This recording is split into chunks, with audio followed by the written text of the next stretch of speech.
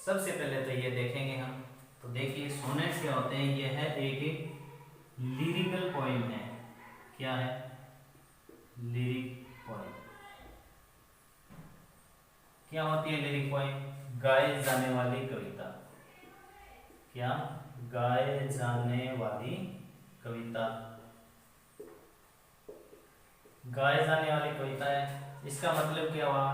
यह है singing quality रखती है।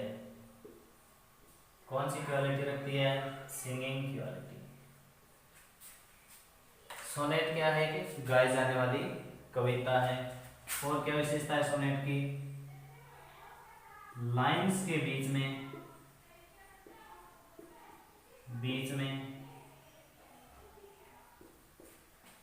कोई गैप नहीं। और क्या विशेषता है? लाइंस के बीच में, पंक्तियों के बीच में कोई गैप नहीं है। अर्थात ये क्या है? एक सिंगल स्टेंजा में है। सिंगल स्टेंजा में है। और देखिए सोनेट के अंदर 14 लाइन होती हैं। कितनी लाइन्स होती हैं? 14। लेकिन ध्यान रखना, हर एक 14 लाइन वाली कविता को हम सोनेट नहीं कह सकते।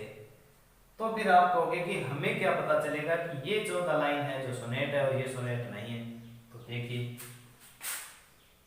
ये 14 लाइन क्या होंगी? आयम्बिक पेंटामीटर में होगी। किस में होगी? Iambic pentameter. अब आप कहोगे कि ये आयम्बिक पेंटामीटर ये क्या होता है? तो आयम्बिक पेंटामीटर को पढ़ने के लिए हमें जरूरत क्या पड़ेगी? सिलेबल की। अब ये सिलेबल क्या होते हैं? सिलेबल क्या होते हैं? सिलेबल कहते हैं स्वर ध्वनियों को। किनको कहते हैं? स्वर ध्वनियों को। स्वर ध्वनियों को दूसरा क्या कहेंगे? Vowel sounds. स्वर ध्वनियों को क्या कहते हैं? सिलेबल्स कहते हैं। अब इसमें दो चीजें होती हैं, एक तो जोर से बोली जाने वाली ध्वनि और एक धीरे से बोली जाने वाली ध्वनि। तो देखिए जोर से बोली जाने वाले को क्या कहते हैं? Stress sound. क्या कहते हैं? Stress sound. या फिर इसको ऐसे भी कह सकते हैं स्ट्रॉन्ग साउंड। इसको क्या कहेंगे? अनस्ट्रेस, मतलब धीरे से बोली जाने वाली, अर्थात इसको वीक साउंड भी कह सकते हैं। अब देखिए एक जोर से बोली जाने वाली और एक धीरे से बोली जाने वाली, ये क्या होते हैं? सिलेबल के भाग होते हैं। अब आगे देखिए, जैसे मैं एक लाइन लिखता हूं, अगर इसका कोई स्क्रीनशॉट लेना चाहे तो ले सकते हैं। देखिए अभी अब जोहन मिल्टन के द्वारा लिखी गई एक कविता है ऑन हिज ब्लाइंडनेस। क्या नाम है उसका? On his blindness. On his blindness ये पोइम है, किसने लिखी है? जोहन मिल्टन ने। जोहन मिल्टन ने लिखी है। अब जॉन मिल्टन की ये पोइम है, इसकी पहली लाइन में लिख रहा हूं, देखिए when I consider, when I consider how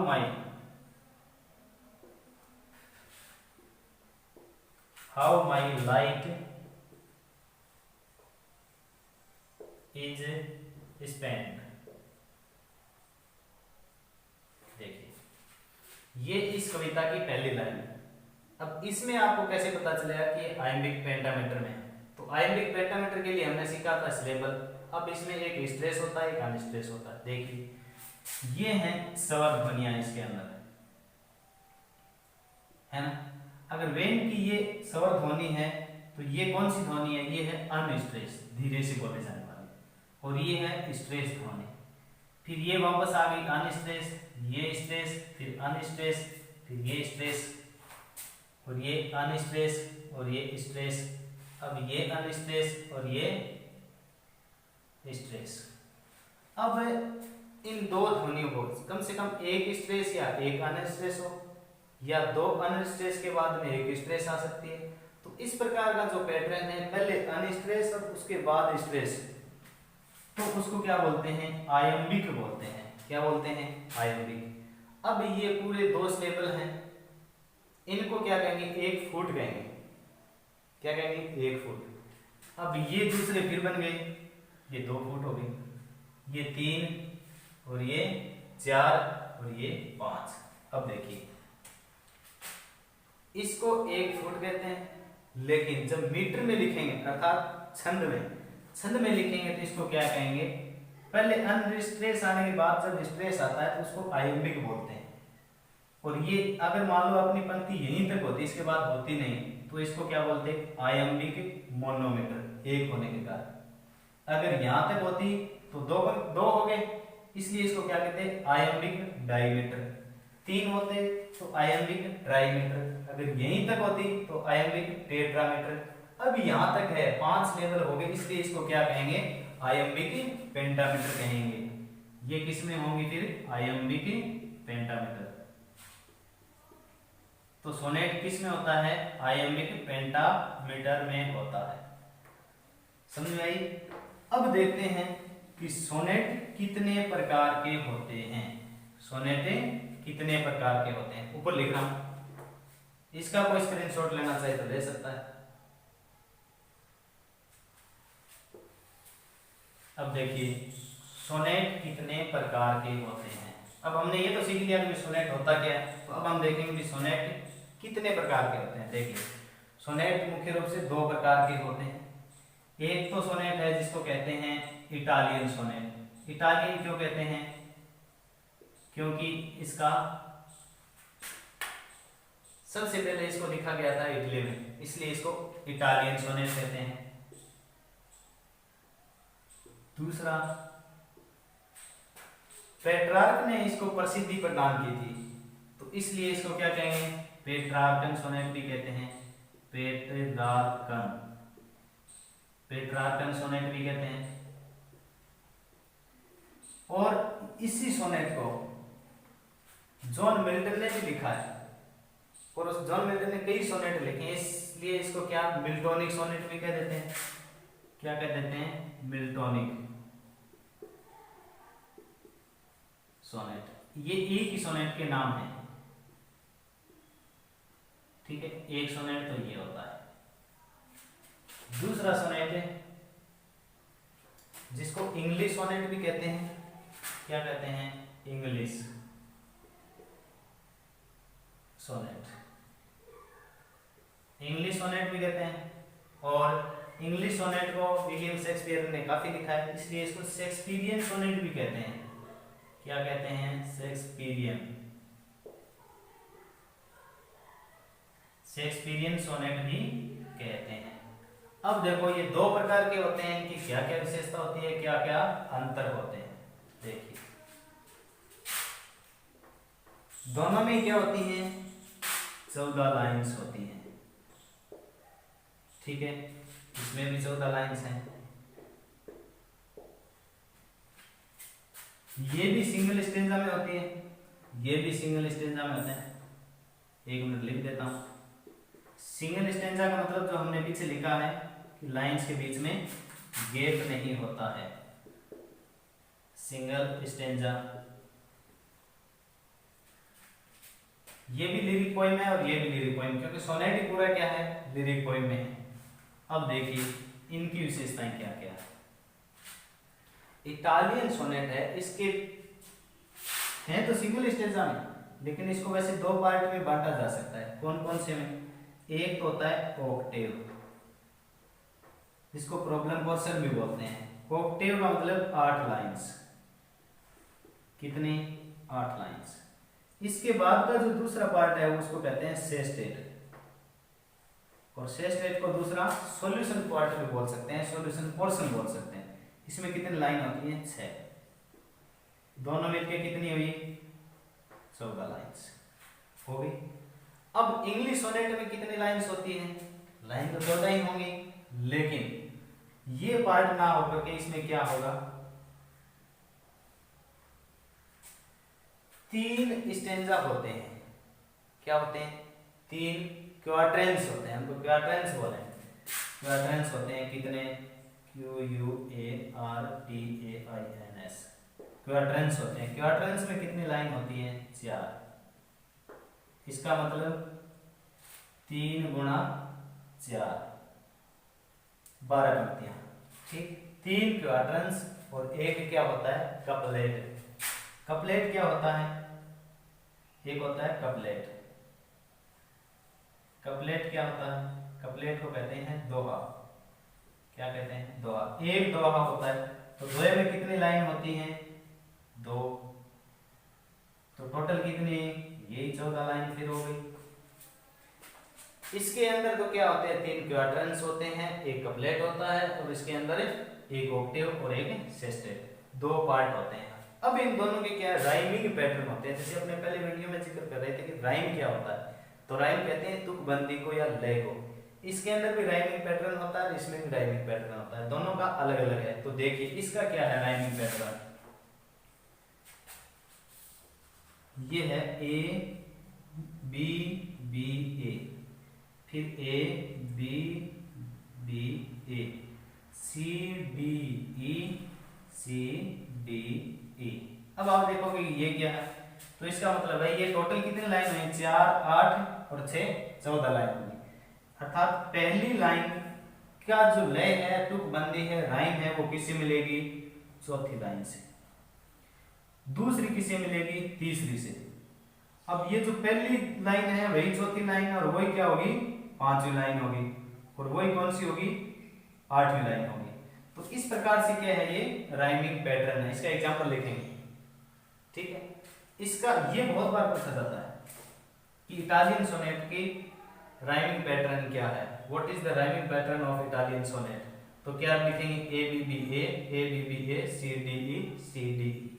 अब इसमें देखो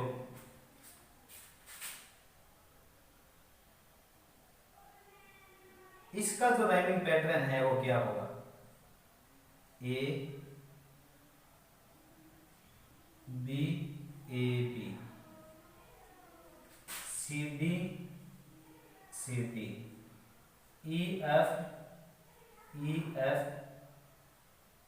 G G A B A B C D C D E F E F G G।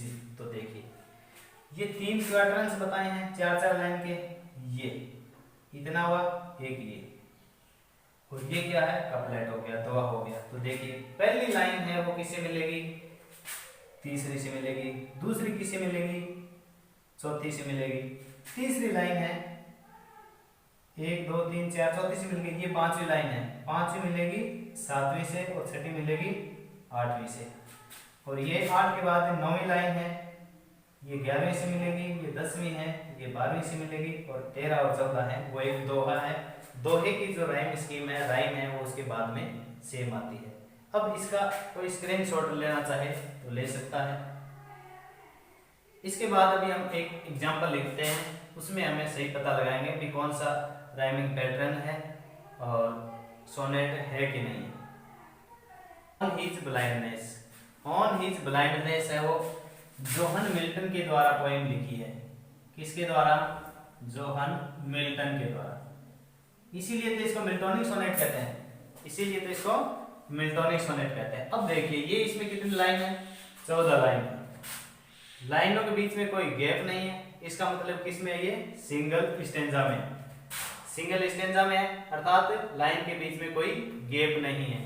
अब देखिए आप राइमिंग पैटर्न क्या होता है, राइम क्या होती है, या राइम स्कीम क्या होती है, एक ही बात है। राइम स्कीम कहें या राइम पैटर्न कहें या लय गए तुकबंदी कहें, एक ही बात है। अब देखो ये पहली लाइन है, हमने बताया था कि राइमिंग पैटर्न रहेगा इसका क्या, देखो एक मिनट, ये पहली लाइन है तो ये इसको हम सबसे पहले ए से डिनोट करते हैं, ये ए, ये अलग लाइन है, ये बी, ये दूसरी और तीसरी मिल रही है, ये फिर बी, अब ये पहले में मिल रही है तो ये बन गई ए।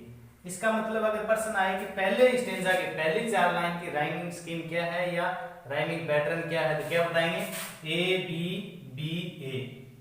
अब ये जो लाइन थी पहली लाइन, ये इसमें मिल रही है, ये भी, जैसे spent wide, hide, spent, bent, present, ये मिल रही है ना, इसका मतलब ये भी क्या हुई फिर ए, ये ए हुई और ये क्या है बी है, तो ये वाइड और साइड दोनों मिल रही है, वाइड और साइड मिल रही है ना, तो ये वापस क्या होगी बी।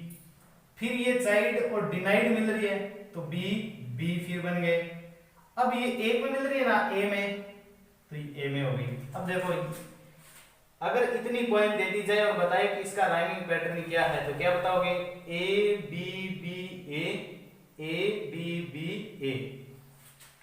अब ये अलग है, नीड का इसमें किस में नहीं आया, हाइड वाइड बेंट ही आए, नीड नहीं आया, इसका मतलब ए बी के बाद में क्या है सी। फिर ये अलग है, वेस्ट भी नहीं, ऐसा कोई नहीं है तो ये डी। ये भी अलग है, स्टेट नहीं है कोई भी, तो ये बन गई ई। तो अब देखिए हमने बताया था A B B A C D E. अब देखो ये सी है नीड, तो ये नीड की क्या बन गई स्पीड, तो इसलिए क्या हुआ ये सी वापस आ गया। अब ये डी है बेस्ट, ये रेस्ट में मिल रही है तो ये डी हो गया, और ये ई है स्टेट तो वेट। अब देखिए अब ये मिल्टोनिक सोनेट कहें या फिर पेट्रार्कन सोनेट कहें या इटालियन सोनेट कहें, एक ही बात है। इसकी राइमिंग स्कीम बताइए, मैंने इसी का एग्जांपल लिया है, तो ये होगी A B B A C D E. Person ऐसे भी आ सकता है कि मिल्टोनिक सोनेट की राइमिंग स्कीम बताइए, तो क्या बताएंगे A B B A C D E. इसी प्रकार से शेक्सपियरियन सोनेट है उसके होते हैं। अब ये पहली लाइन है, ये मिली चौथी से, चौथी और पांचवी मिल गई, और इसी प्रकार से ये है देखिए आप छठी लाइन, छठी किससे मिल रही है सातवीं से मिल रही है। अब ये लाइन है ये वापस पहली से मिल रही है। अब ये सी है, इसका मतलब सी को सी से मिला दिया, देखो कौन कौन सी कैसे मिल रही है, ये आपस में मिल रही है, ये मिल गई, ये बी ये मिल गई, फिर ये बी मिल गई। अब सी है तो सी किसके साथ में मिलेगी, सी के साथ में मिलेगी, डी किसके साथ में मिलेगी, डी के साथ में मिलेगी, और ई के साथ में। इसकी जो लय है तो बंदी है या राइमिंग पैटर्न है वो इस प्रकार से मिलती है। अब आप इसका अगर स्क्रीनशॉट लेना चाहें तो ले सकते हैं।